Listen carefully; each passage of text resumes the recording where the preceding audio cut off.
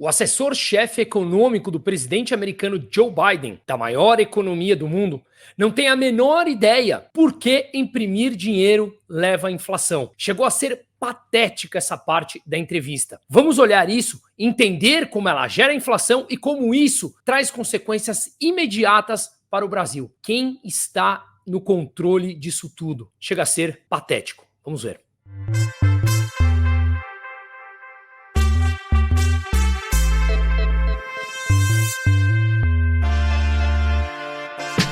As recentes notícias não deixam dúvidas. A economia brasileira enfrenta um período turbulento, agravado por decisões políticas extremamente controversas. A inflação dispara, o real desvaloriza, e investidores fogem em busca de segurança. Nesse cenário caótico, o medo de perder tudo nunca foi tão real. Mas onde muitos veem crise e desespero, você pode enxergar uma oportunidade de ouro. Apresentando o workshop Caos e Oportunidade, o Brasil e suas perspectivas financeiras. Esse evento é exclusivo e sua chance de entender o panorama atual e aprender a proteger e também tirar vantagem com o seu patrimônio em meio a tamanha incerteza. Com especialistas renomados em finanças e economia, Caos e Oportunidade oferece estratégias práticas para a gente navegar na instabilidade econômica, aprender a identificar oportunidades que apenas os mais atentos conseguem ver. Blindagem financeira robusta. Implemente táticas comprovadas para proteger seu patrimônio das garras de políticas econômicas erráticas e muitas vezes mal intencionadas. Investir com inteligência. Descubra investimentos resilientes que prosperem até nas piores crises, ou seja, o chamado antifrágil. Para detalhes do evento, será em junho, local aqui em São Paulo capital, das 9 da manhã às 19 horas, dia 29 de junho, no último sábado do mês, durante o dia inteiro. Evento promovido justamente para que tenhamos oportunidade não apenas de debater, mas entendermos toda uma nova perspectiva e, obviamente, fazermos relacionamento entre todos os envolvidos que pensam mais ou menos parecido. Não deixe o caos político e econômico decidir o seu futuro financeiro. Clique no botão na tela ou na descrição e inscreva-se agora. As vagas são realmente limitadas por lote, então fique atento e não deixe também essa oportunidade passar. Inscreva-se hoje e assegure seu lugar nesse evento. Apenas cadastrados nessa lista estão garantindo a sua vaga. Vamos juntos proteger o seu, o meu e o nosso futuro financeiro e comece a ver o caos como uma verdadeira oportunidade que muitas vezes passa na nossa cara. Jared Bernstein, o chefe assessor econômico do presidente Joe Biden dos Estados Unidos, deu uma entrevista que chegou a ser vergonha alheia. Ele foi perguntado justamente por uma defensora da MMT, a teoria econômica moderna, que é totalmente a favor do governo emitir dívida em sua própria moeda, que isso em nenhum momento vai levar à inflação. Ora, um profundo erro econômico que já está altamente comprovado. Pois bem, ele foi perguntado se, uma vez que o governo americano tem o poder de imprimir o dólar, imprimir a sua própria moeda para gastar, ou seja, para se financiar, para fechar a conta com os gastos correntes americanos, por que é então que o Estado se endivida? Se ele tem a maquininha de impressora na mão e ele pode imprimir dólar, por que ele vai se endividar, pedir dinheiro emprestado justamente para gastar? Parece óbvia a pergunta, né? Pois bem, é aí que a esquerda ganha justamente mais discurso e parece mais sedutora em suas teses econômicas. É sempre mais bonito parecer que tem uma salvação de curto prazo.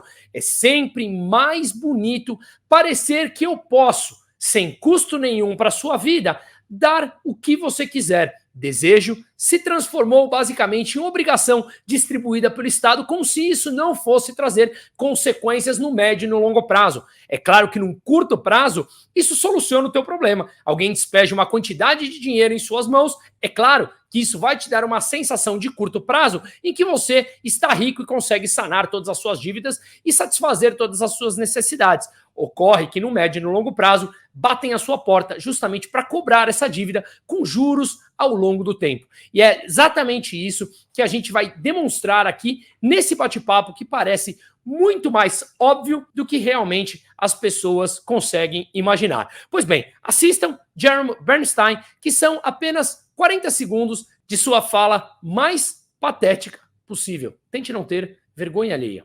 Like you said, they print the dollar. So why does the government even borrow? Well, again, some of this stuff gets, some of the language that some of the language and concepts are just confusing. I mean, the government definitely prints money, and then it lends that money by selling bond. Is that what they do? They sell bonds. Yeah, they sell bonds. Right, because they sell bonds and people buy the bonds and lend them the money.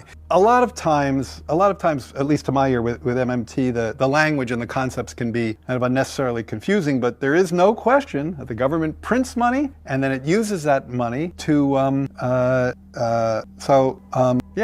guess I can't really talk, I don't get it. I don't know what they're talking about, because I don't think there's anything confusing there. Observe a incapacidade de Jeremy Bernstein em explicar por que imprimir dinheiro leva à inflação ou como o governo faz isso. Ele é o chefe econômico do governo Biden. E isso refletirá exatamente no que o Brasil vive, que eu falei, esse link final aqui no vídeo. Então fica até o final, porque realmente nos afeta diretamente. Vamos lembrar então que essa teoria econômica moderna, chamada MMT, ela diz que tem uma tradição em que o governo não precisa pedir emprestado, porque ele pode simplesmente imprimir o dinheiro para fazer frente aos seus gastos correntes. E aqui a gente começa a chegar naquilo que eu falei, que é óbvio economicamente, mas ainda tem muitos que acreditam nessa falácia, principalmente economistas de esquerda, que justamente mentem ou estão pouco informados com relação a isso. Mas por que então um governo precisa pedir emprestado se ele pode criar justamente o dinheiro? Aqui eu trarei 2 pontos, o equilíbrio monetário e o fluxo de gastos do governo. Vamos ao primeiro então, que é o equilíbrio monetário. Ora, um dinheiro, como qualquer bem, como qualquer coisa que a gente compre, o preço dele é baseado na lei básica de oferta e demanda. Se você tem uma oferta maior de um bem, maior do que a sua demanda, obviamente o preço dele cai. Se você tem uma demanda maior do que a oferta, o preço desse bem sobe. O dinheiro é exatamente igual. Se há uma oferta maior de dinheiro na economia, mas os agentes privados não querem demandar esse dinheiro por uma série de razões que falaremos em breve, esse dinheiro passa a ter uma oferta maior do que a demanda, o preço dele cai. O que é um dinheiro com o preço em queda é uma moeda que se desvaloriza. Quando ela se desvaloriza, basicamente o preço dessa moeda cai em relação ao preço de bens e serviços. Você precisa de mais unidades monetárias, mais dinheiro para comprar o mesmo bem. Ou seja, o bem ficou mais caro em relação ao preço do dinheiro. A moeda desvalorizou e isso traz inflação.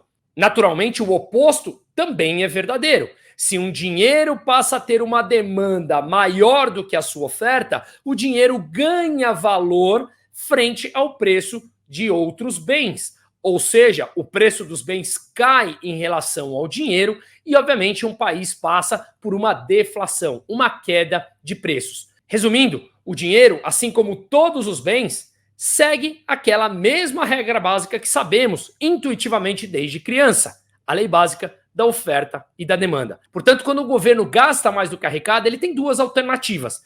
Ele pode emitir dívida, então ele emite um papel, uma dívida, os investidores compram essa dívida, emprestam dinheiro ao governo e, ao comprar essa dívida, os investidores disponibilizam dinheiro para o governo e o governo gasta esse dinheiro fazendo frente aos seus gastos correntes. Ou o governo pode imprimir dinheiro quando já não há mais demanda para essa dívida do governo. Segundo o MMT, ele nem precisaria emitir essa dívida, basta ele imprimir dinheiro. Só que quando ele imprime dinheiro, a gente viu que se a demanda não cresce, obviamente o preço do dinheiro cai e esse país passará por uma inflação. Veja, por exemplo, o caso da Argentina. Então, é sempre importante olhar como está a demanda privada das famílias e das empresas frente a esse dinheiro. E, claro, isso é um looping. Se o país gasta mais do que arrecada, ou seja, tem um déficit gastando mais do que ele arrecadou, obviamente esse país terá que se endividar mais. Quanto mais endividado um país, menos os investidores privados demandarão aquela moeda, porque aquela moeda vai perder valor ao longo do tempo frente aos preços de bens e serviços. Ou seja, ou a população venderá essa moeda para comprar, digamos, dólar, franco suíço ou qualquer outra moeda, ou ele simplesmente irá ao supermercado para comprar ativos que ele julgue que amanhã valerá mais do que o seu próprio dinheiro. Portanto, passaremos, em um caso ou outro, por uma inflação. Não estou dizendo aqui que será de cara uma hiperinflação, mas teremos sim um aumento no nível de preços nessa economia. Dar uma sequência, eu vou pedir que você, por favor, compartilhe, curta, se inscreva no canal, ative o sininho. Um gesto tão simbólico como esse ajuda que o YouTube distribua esse conteúdo e que mais pessoas possam ter acesso a ideias diferentes. No final do dia, o importante é que cada um tenha a sua própria ideia, mas que seja protagonista daquilo que quer. Justamente é isso que o Estado brasileiro e a burocracia não quer. Cada um seja protagonista de suas próprias vidas. Eles querem manipulados para, obviamente, angariar votos e se manter no poder sempre, controlando um orçamento trilionário a seu bel prazer. Portanto, por favor, gestos tão pequenos como compartilhar, se inscrever, ativar o sininho, ajuda com que essa plataforma distribua para o maior número de pessoas possíveis. Muito obrigado e conto com a ajuda de vocês. Assim, portanto, se o governo for estruturalmente deficitário, gastando mais do que arrecada, alô Brasil, estamos nessa, né, senhor Lula? Se o governo for deficitário de forma estrutural, e a gente vê o discurso do governo brasileiro falando que não tem problema gerar déficit, o que acontece é que ele terá que se financiar através de uma dessas duas formas, emitindo dívida ou imprimindo dinheiro.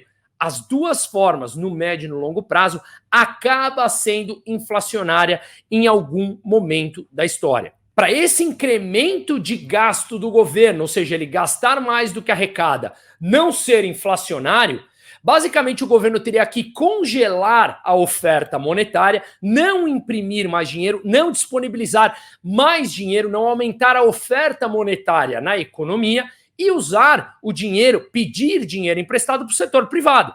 Como o dinheiro do setor privado é mais escasso, se o governo tem o monopólio da impressão e ele não emite mais dinheiro, justamente o dinheiro emprestado pelo setor privado ao governo diminui a disponibilidade desse setor privado de gastar. Se eu tenho uma quantidade de dinheiro e empresto uma parte para o governo, eu tenho uma quantidade menor para gastar. Justamente você diminui a demanda agregada por bens e serviços e, obviamente, a inflação será menor ou não acontecerá nesse caso. Porém, quando você aumenta a oferta do dinheiro e a demanda não aumenta de forma correspondente, invariavelmente, no médio e no longo prazo, passaremos pela desvalorização da moeda e a consequente alta dos preços. O segundo ponto que eu mencionei é justamente o fluxo de gastos. Se o gasto agregado numa economia aumenta, mas a demanda agregada por bens e serviços não acompanha esse aumento de oferta, os preços cairão. E de uma moeda funciona rigorosamente igual, como acabamos de falar. Portanto, se um governo aumenta a base monetária, imprime mais dinheiro para financiar os seus gastos, mas aquela economia não consegue a tempo produzir bens e serviços na mesma velocidade que a impressão de novo dinheiro, que a oferta de novos dinheiros, obviamente você terá uma oferta maior de dinheiro disponível do que a disponibilidade de novos bens e serviços. Portanto, mais uma vez, a moeda perderá valor e os preços subirão em relação a essa moeda. Mais uma vez, um cenário no médio e no longo prazo inflacionário. É claro que numa economia que tem uma capacidade ociosa, você pode passar um tempo sem produzir a inflação. Digamos que o governo aumente o gasto público, aumente a disponibilidade de oferta na economia, só que aquela economia ainda tem uma capacidade ociosa muito grande em que esse dinheiro extra ofertado na economia, ele gerará produção de bens e serviços, uma vez que aquela capacidade ociosa tem um espaço ainda para cumprir e, portanto, eles começam a produzir bens e serviços. Você vai ter um tempo em que essa inflação pode não chegar na ponta final, mas mais cedo ou mais tarde, invariavelmente, a moeda se desvalorizará e os preços subirão, o nível de preço subirá frente ao valor da moeda. Portanto, estamos diante de uma clara refutação da teoria monetária moderna.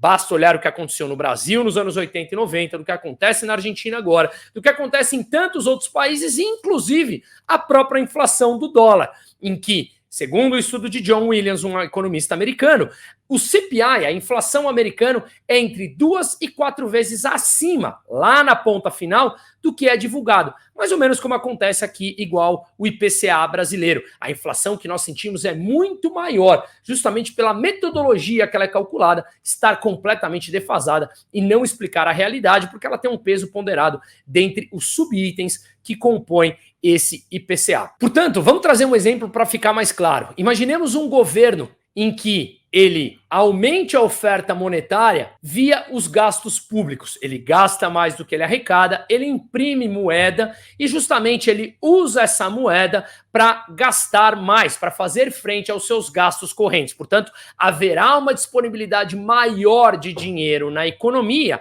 e que justamente se o setor privado, famílias e empresas, não demandarem aquele novo dinheiro disponível na economia, obviamente essa moeda perderá valor frente aos bens e serviços e chegaremos a essa inflação. Portanto, um Estado, quando ele imprime esse dinheiro, ele não tem uma demanda igual a essa oferta, o privado, o setor privado, vai gastar esse dinheiro, porque o setor privado não quer atesourar esse capital, não quer guardar em sua conta corrente, na sua carteira, onde quer que seja, pelo fato desse dinheiro ter uma perspectiva de perder valor amanhã, daqui uma semana ou daqui um mês. Portanto, se eu acredito que o dinheiro que eu recebo hoje perderá valor ao longo do tempo, eu prefiro justamente gastar, consumir agora, o que vai levar em algum momento um aumento da demanda e, portanto, mais inflação, ou eu simplesmente, como eu falei, vendo a moeda e troco por outra mais forte. De qualquer maneira, isso tirará o valor daquela moeda e levará um aumento de nível de preços em algum momento no médio ou no longo prazo da economia. Isso acaba sendo bastante claro e, novamente, a gente consegue refutar a MMT e facilmente explicado dessa maneira com exemplos reais, coisa que Jeremy Bernstein deveria saber de cor e salteado. Mas mesmo o chefe econômico de Joe Biden não conseguiu explicar e assume descaradamente que não sabe o que acontece quando o governo imprime dinheiro. Chega a ser triste de ver nas mãos de quem estamos. E claro, tem aquela tese em que fala que o Japão, que hoje é o país mais endividado do mundo frente ao PIB, com mais de 250% do PIB, de relação dívida-PIB, os Estados Unidos com 130%, é um país, ou são países em que podem imprimir mais dinheiro, podem emitir mais dívidas, em que eles não estão trazendo uma inflação maior. Veja, há uma demanda pela dívida do Japão, não apenas interna, no mundo como um todo. Há uma demanda pela dívida americana. Vamos lembrar que o Japão é o maior detentor, fora dos Estados Unidos, de dívida americana. Ou seja, enquanto há uma demanda por aquela dívida, confiando que aquele país tem uma capacidade de pagar de volta os investidores, essa demanda faz com que aquela inflação esteja minimamente controlada. No momento em que os agentes econômicos começam a precificar que a dívida está chegando num nível que gera um medo dos investidores receberem aquele capital de volta, naturalmente a demanda por aquela dívida cai e você vai ver uma oferta maior da dívida, portanto uma oferta maior do dinheiro do que a demanda, e mais cedo ou mais tarde isso traduzirá em alta de preços, portanto, desvalorização da moeda, que é justamente a inflação. E falando um pouco do Brasil, é claro que a demanda pela dívida do Brasil é totalmente limitada. Sim, temos uma dívida que há uma demanda ainda bastante forte. Normalmente, quando o governo brasileiro emite uma dívida, inclusive lá fora ou aqui dentro, há uma demanda correspondente até maior do que aquela oferta. Ainda não chegamos num nível de acreditar que o Brasil realmente não pagará a sua dívida. E concordo com isso. Mas hoje temos o país emergente mais endividado do planeta Terra. A média dos países emergentes está na casa dos 65% da relação dívida-PIB. Sob a metodologia do FMI, o Brasil já está em 85% de relação dívida-PIB. Em algum momento, se o Brasil continua cortando juros, os Estados Unidos mantém alto, ou os investidores simplesmente podem passar a querer emprestar para o México ou qualquer outro país, ou até mesmo para os Estados Unidos, para tirar o dinheiro daqui, uma vez que os juros que o governo brasileiro está disposto a pagar não está em linha com aquilo que os investidores do setor privado demandam para o risco brasileiro. Uma vez que essa demanda cai, naturalmente os preços subirão como explicamos durante esse vídeo. É claro que isso precisa ser traduzido de forma clara para as pessoas, porque ele naturalmente afeta o preço do pãozinho, quando as pessoas mais pobres, classe média mais alta, vai comprar qualquer produto ou bem ou serviço. A inflação chega mais principalmente para os mais pobres, em que ela representa um percentual da renda maior do que aqueles mais ricos, que inclusive podem ou mandar dinheiro para fora ou se proteger dessa alta dos preços comprando um título público que paga 6%, por exemplo, de juros acima da inflação. Uma NTN-B que paga IPCA mais 6%, por exemplo, aqui no Brasil. Mas claro, se o resultado da dívida continua crescendo, é natural que a disponibilidade dos investidores, tanto locais como estrangeiros, acabe caindo. Ou seja, eu prefiro mandar uma parte do meu dinheiro lá para fora para financiar, seja um título público americano, mesmo com o começo de um risco em que as pessoas estão precificando que a dívida pública americana ultrapassou 34 trilhões de dólares e isso pode se tornar impagável, do que deixar aqui no Brasil. Na minha opinião, mais cedo ou mais tarde, o governo americano terá que promover uma desvalorização de sua própria moeda para diminuir a sua dívida. Ou seja, quando você tem uma dívida em uma moeda que ela passa a ser mais inflacionária, a tua dívida em termos reais cai. E isso, obviamente, trará impactos para o mundo como um todo. É claro que ainda o dólar é muito mais forte e, na minha opinião, demorará décadas para ser suplantado, se é que será em algum momento no médio prazo. Mas eu já vejo investidores, por exemplo, procurando o franco suíço como uma reserva de valor mais interessante. Já vejo investidores com ouro, bastante, por sinal. Bitcoin, que muitos entendem como o ouro digital. E claro, eu continuo alocando em título público americano, mas você vê que os Estados Unidos hoje emitem títulos com um vencimento de 2 anos muito maior em quantidade do que o título de 10 anos. Por quê? Porque os investidores estão mais ressabiados ou mais exigentes, com receio de emprestar a tão longo prazo e exigem, inclusive, um juros maior para emprestar a curto prazo, inclusive para o Brasil, onde o perfil da dívida brasileira ela vence a cada 4 anos. Portanto, é sim uma dívida curto prazista, em que o Brasil precisa rolar essa dívida a cada 4 anos. E no andar dessa carruagem, ao descuido das contas públicas, cada vez mais, os investidores exigirão taxas de juros mais altas. Caso contrário, não emprestarão mais a esse país. Portanto, na mão de quem estamos quando o chefe de assessor econômico, chamado Jeremy Bernstein, que eu acabei de mostrar, não tem a menor ideia de como um governo emite dívida ou imprime dinheiro, e isso traduz em inflação. Repito, essa é a maior economia do mundo. Que caminho vamos pela frente? Uma vez entendido o processo de deterioração do nosso poder de compra através da desvalorização da moeda, que vem com formas de governo que gastam mais do que arrecada, não quero apenas usar isso aqui para trazer um problema, mas é importante também que falemos de soluções. Inclusive, esse vídeo está sendo apadrinhado pela empresa Seti. A Seti oferece soluções para mais de 75 países brasileiros que querem transferir a sua residência fiscal para outros países, e faremos aqui uma série de vídeos de diferentes países para que possamos adaptar a essa realidade. Lembremos, são mais de 75 países em que brasileiros têm buscado formas de tirar o seu patrimônio do país. Hoje, vamos falar de uma ilha no Caribe que está mais próximo a Porto Rico, chamado Neves. Para quem justamente ela é voltada, é ideal para quem busca máxima proteção de patrimônio e 0 impostos em uma jurisdição que não está em lista negras. Ideal até inclusive para holdings. Neves, portanto, é uma ilha no Caribe que já é um centro financeiro offshore de confiança há 30 anos. Por lá você encontra o maior nível de proteção a patrimônio, holdings, credores, ex-cônjuges e outras características. Só para processar uma empresa em Neves é preciso colocar um calção de pelo menos $100 mil em um tribunal. Quem não estiver disposto a congelar essa soma pela duração de processo nem se atreverá a te processar. Além disso, Neves está fora de listas negras governamentais, respeita por completo sua privacidade e propriedade, oferecendo empresas com 0 imposto. Repito, 0 imposto. Quer saber mais? Clica no link na descrição desse vídeo e tenha um desconto falando que veio aqui do meu canal.